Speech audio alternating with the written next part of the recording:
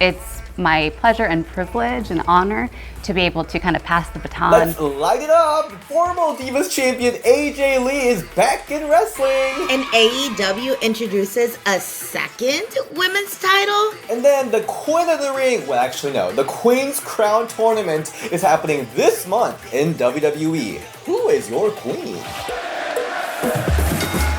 Welcome to Turning the Bell, this is Diaz. And the Sriracha Muchacha, Paloma Star. Happy birthday, Paloma! Yay! Thank you. I had such a lovely birthday. Thank you, everybody, for the comments and the messages. And especially thank you to DS for coming out to my little birthday gathering. It was so much fun. And we're doing almost like an emergency filming right now because all these news happen while we're partying. Yeah, I know. While we were out partying, playing ping pong and drinking, DS was like, wait, what? What is going on? What? AJ's here? What? A new title? So let's jump right into it. We've been waiting for this. Let's light it up. Let's start skipping around.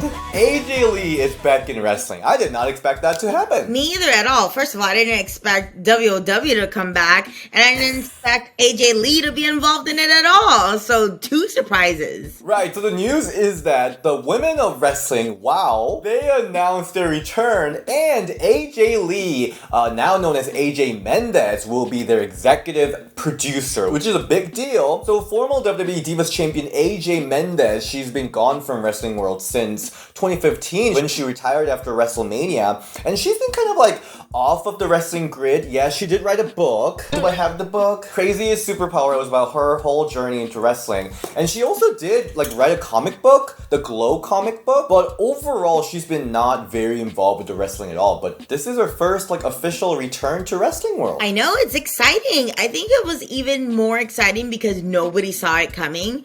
And I think it's kind of cool because it's still involvement in the wrestling world, but without having to go through like the big major TV companies, you know, like WWE or AEW, which I think a lot of people were probably expecting her to. It's a nice surprise all around. I wonder how different it's going to be having her as a producer versus what they had before. I know WOW is very character based and focuses a lot on kind of like giving people new characters and new gimmicks and new names, which is super fun. But I wonder what she's gonna add to the mix. Yeah, so I am the WOW executive producer. I'll be on camera as a color commentator. So AJ Mendez, as Paloma said, will be joining as executive producer of the show, and also she will be doing color commentary during each broadcast. We've heard AJ do some commentary and she's always very fun, so I'm very excited about that for sure. The press release is that Viacom CBS announced that they are having multi-year distribution agreement with Jeannie Buss-owned WOW. Jeannie Buss is the owner of Los Angeles Lakers. Oh wow, I didn't know that. Is that a basketball? It is, it's a basketball team. So that team that I've never heard of. No, actually no, I know what Lakers is. She's a co-owner. It's also owned by David McLean. He is well known because of the Glow and WOW. He's been kind of running this all women's organizations for a while. So they're returning to TV, but this time with CBS. The last they were on TV was on Access TV with Impact and New Japan from 19 to 2020. Should be fun.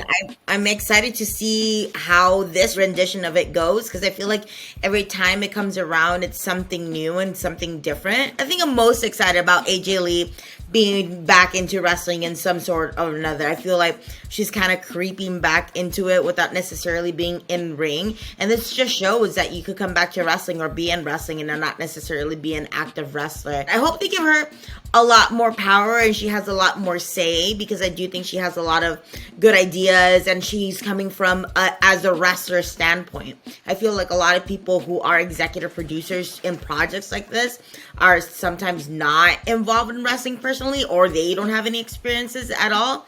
So it'd be kind of nice to see what as a women wrestler's perspective is on it. Right. She's also a very good writer. She's writing for the comic book, as I said, and then she also has a New York Times bestseller. So she's a great writer, and for a character-based show like WOW, it would be a great choice. She also has a resume. She's been a general manager of Raw, so for her to see her take that GM role on WOW could be really interesting too. That would be really fun. What also made a lot of people talking was Tessa Blanchard, that was behind AJ Lee when she was doing the press conference. You know, that garnered some negative reactions. I mean, I can see why. But she was there before the last rendition of it, right? Right, she was a formal champion, yes. I don't know. I could see why she definitely got a lot of reactions. I mean, you can't deny her talent. You really can't deny how good Tessa Blanchard is. But you definitely also, alongside with that, you can also deny what comes with having Tessa Blanchard on it. So I know that they have to know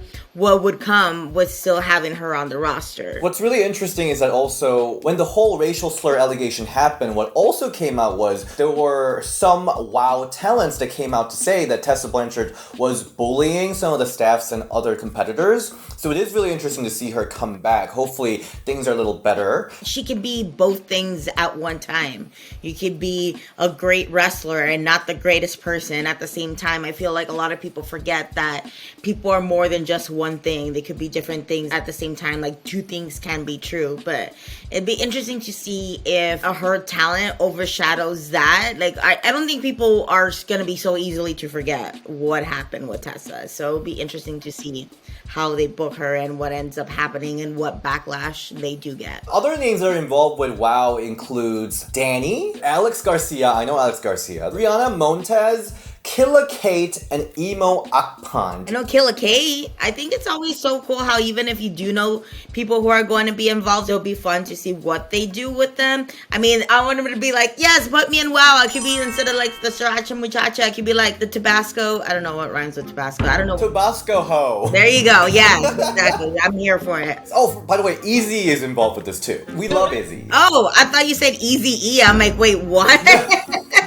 Izzy. Oh, Izzy. She's awesome. Good for her. Wish her nothing but the best. You know, the other interesting news that came out with this was last couple of months we've been seeing this like mysterious promos from this company called NGW Federation, and they're like revolutionize the wrestling scene or whatever. Turns out it was a rebranding effort for WoW, and then they decided to stick with this original brand name WoW instead of going to NGW. But the news that came with NGW was that some big names like Iconics, now known as Inspirations, are involved with this. So with the show slated to begin like late 2022, this is very early on. So maybe that's when we see Iconic's name like bubble up again regarding WoW. But we'll see if that's true or not. WWE Queen of the Ring was the title that we wanted, but they went with the Queen's Crown. The Queen's Crown Tournament 2021. They just announced it. What do you think about this? I think it's interesting to see that there's all these new announcements of a new women's tournament, a new women's title going on at the same time. I wonder if like one announcement triggered the other one, or the other one was made because the other company made it. So I'm interested in that. Also, what does the winner get? Does the winner just get a crown and then they call themselves the queen and that's their gimmick for a little bit? Like, that's the only thing about these type of tournaments, is like I want them to have an actual prize for me to be excited about the winner, as opposed to like they turn into a queen for a year until we forget about them. I think it's a lot better than that uterus trophy that Naomi had to win. Yeah, I remember that. I mean, you tell me, because you've seen some Queen of the Rings happen before with the men. Like, how does that affect their character? It seems like for some of them it was a really good kind of a new character rebranding, right? Yeah, definitely. But I also think that was like back in the day. I mean, the reason why Stone Cold became as popular as he was because he won the King of the Ring tournament. So this was usually used to launch people's careers to the next level.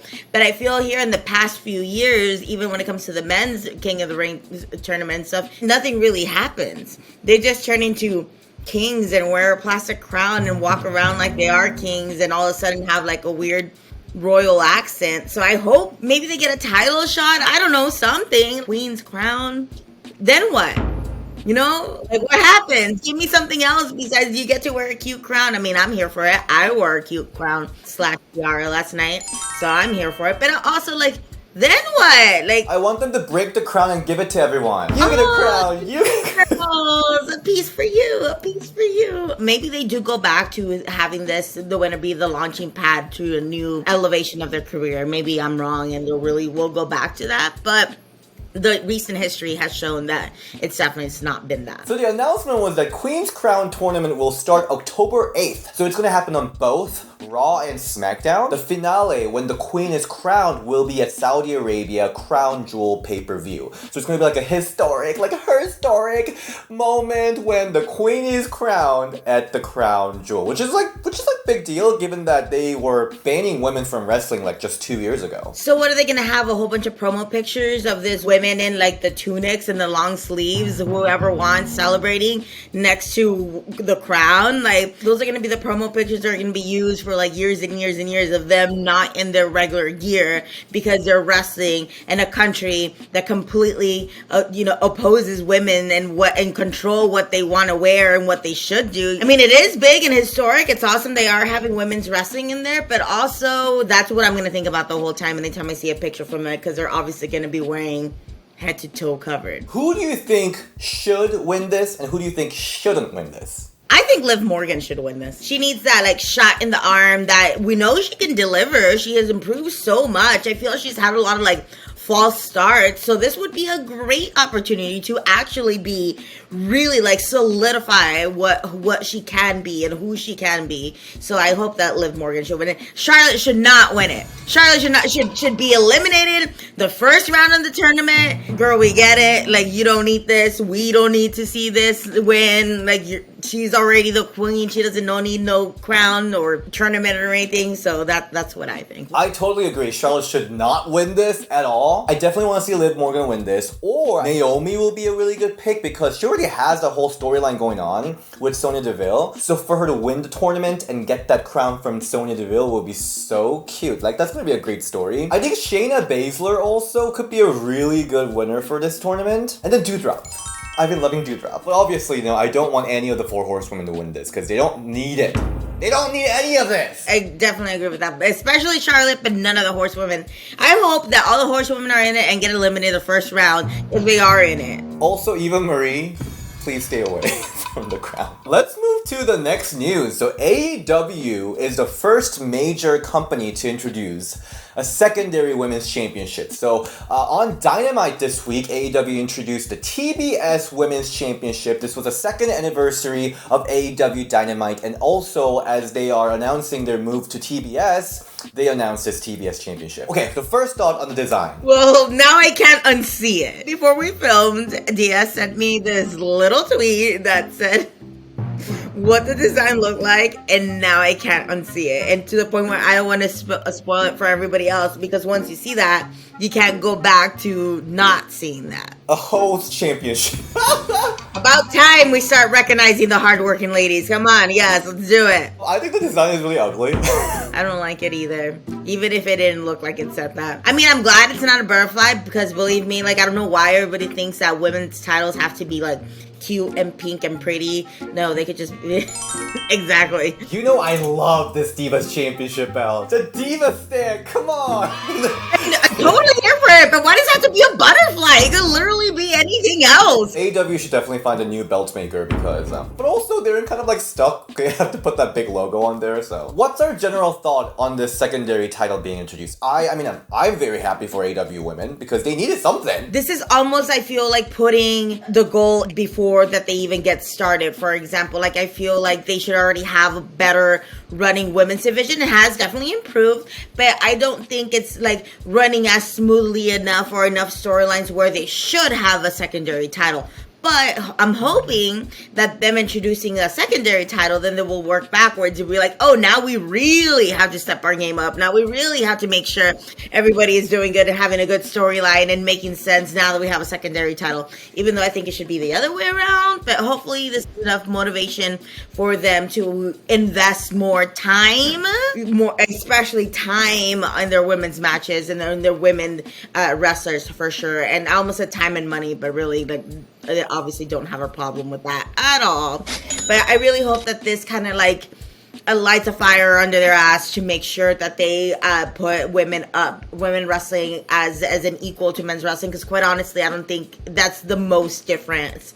While AEW has a great women's roster and great talent there, I think that there's a way bigger difference between women's wrestling and males wrestling in AEW than even WWE, honestly. I mean, their matches are always very good, but like, For example, Chris Statlander had a great match with Britt Baker at All Out. Where is she? She's gone.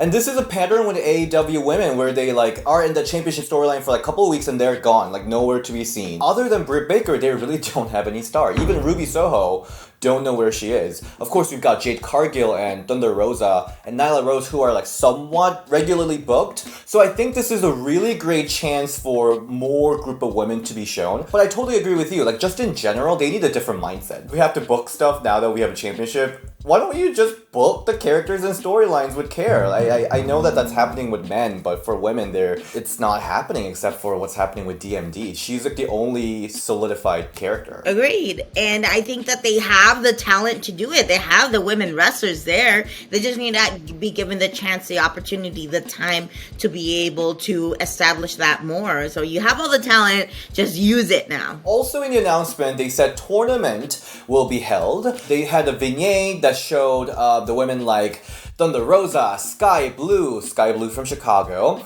and Ruby Soho, Jade Cargill, all coming for this title. So this tournament will be very interesting too. And tournament, like, it kind of writes the story itself. So this is a good way out, AEW. I just hope that they actually make this a big deal as opposed to as a secondary. Just because it's a secondary title shouldn't be treated as a secondary title, if that makes sense. If they really were super excited to introduce this and make it mean more. I also do hope that it doesn't mean that just the other title gets watered down either. That is kind of weird thinking that now all the people that Britt defeated, except for Jade, are now just coming for this title. So it's like, I don't know. We'll see. Maybe they'll surprise us. Who do you think will go against Britt, by the way? I don't even know, because they have such a hard time to building their own stars. Like, is Ruby done? Where do you go from here? That's the only thing about Ruby going in there and like wrestling her right away is like, what now? Jade is number 1 in the ranking, so maybe her. But she's kind of a rookie, so I'm curious how that's gonna go too. I have concerns about AEW, but there's a lot of love too. We have concerns just because we love it. It's coming from a place of love. So last news we're gonna talk about. So Impact Wrestling is having this all-women's pay-per-view this Saturday, Knockdown. I was in the filming for a little bit. I thought I was there for the whole thing, but I was just only there for like part of it. But what I saw was so good. So this Saturday you can watch Knockdown on, I think, Impact Plus. And there's a lot of big things happening, including the 8-women tournament match, which the winner will get the future Knockout title match opportunity. And the women involved are Mercedes Martinez, Lady Frost, Renee Michelle, Chelsea Green, Tasha Steelz, Jamie Senegal, Rachel Ellering, and Brandy Lauren. All super fun names. I'm especially most excited about Mercedes. I love Mercedes. She's so damn talented. She will elevate any women's division that she's at. Even if it's, WWE, Impact, or like your random local flea market wrestling show. She will definitely elevate that. Like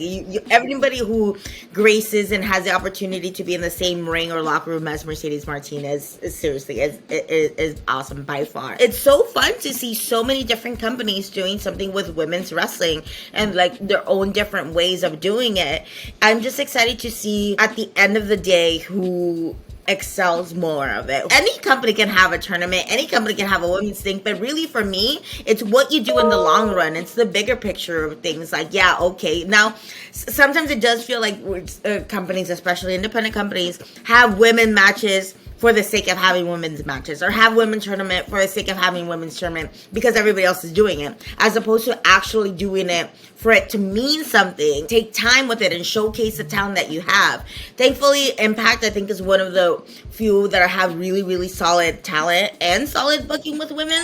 So I think I'm like the least worried about this one. But I know they'll deliver and it'll be good. And they've been ahead of the curve of having all knockouts pay-per-views for a while now. So I'm here for it. I'm excited. Especially I'm excited to actually see Tasha Steelz on her own now that she's no longer with Fire. No, I almost said Fire and Desire.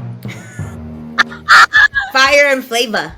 So I'm excited to see her own little run. So outside of this tournament, they also announced Monsters Balls match to honor Daphne. They went hardcore. I have to look away for a little bit.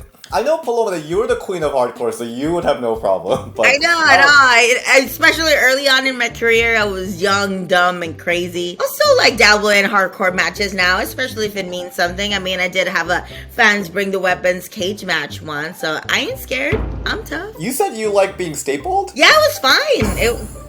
It was no big deal. It was like, oh, okay, I'm being stapled. I don't know if I would like it, but give me thumbtacks all day. Give me thumbtacks all day. So this match was freaking amazing. Like, it was hardcore. You will love this match. This pay-per-view also had some big surprises, really heartwarming moments. So I think this was a great pay-per-view. And this is only like half I saw. I cannot wait to watch the whole thing. This was all female referee team and commentary team and ring announcers. So the commentary team was Mickie James and Veda Scott, and ring announcer was Melissa Santos. This was an all-women's show and executive produced by Gail Kim, and I think Christy Hemme also helped with it. Christy was also on the show too. So I think Chris Riddle this Saturday is doing a watch-along on Twitter. I will put that information down in the comment section, and I think some of the knockouts, including Gail Kim, will be there to join. So that will be a really fun one too. Fun! Alright, so that is this week's news and rumor, the emergency one. Can I just say first, I'm glad it's an emergency one where people are not getting released left and right. I'm glad it's like emergency one because so many things happened in the matter of like 24 hours. But I'm here for it. I'm okay doing these random impromptu ones if it means that we're not being sad and talking about people who are being released. Paloma, where can we find you? You can find me at Paloma Star on Instagram and Twitter. I know my birthday just passed, but you can still get me something from my Amazon wish list because it's an all month long celebration because October is the best month ever. Yay. And then you have a wedding coming up soon too. Oh yeah, have this little thing called, a wedding? October 16th, yay, so excited, finally. Fourth time's the charm, I guess. She's not saying that she got divorced 3 times. She's saying it got postponed. This is our 4th wedding date, thanks to the pandemic. Yeah, this month is like huge for Ring the Bell because we've got Paloma's wedding, but we also, Moxie's expected this week. We will be welcoming Mollie, that's not the name, but Rue, very, very soon. So I'm really excited about that. Hey there, Ring the Bell fans. Just the interdimensional She-Ro, Moxie Mollie here, giving you a little update. Your girl is due this week. In fact, I was due October 6th, which means right now, Miss Kenobi Rue is late, and I just wanted to say thank you always for all your love and support and well wishes, and I can't wait for my little girl to be here and I can debut her to the world and all of you. So as always, thank you for the support, and until next time. Also, I did a super fun podcast everybody should check out. It's called Fast Friends with Logan Cummins. It was pretty cool. I usually do wrestling podcasts, but this one was a kind of cool, different format. Like, you guys have to go check it out. I'll post a link on my Instagram bio so y'all could go and listen to me talk some more. Also, you can find me at DSChin on Instagram and Ring the Bell DS on Twitter, and you can find all of us on our Patreon exclusive Discord. And on top of that, so next weekend, I'll be interviewing a lot of wrestlers, including Mercedes Martinez, Miss Jackie, Wendy Richter, beautiful people and potentially iconics, the inspirations. So fingers crossed for that. So I'll be posting those stuff on YouTube community tab on asking for questions. So be alert for that because that's coming soon. Okay, we'll see you next time. Bye!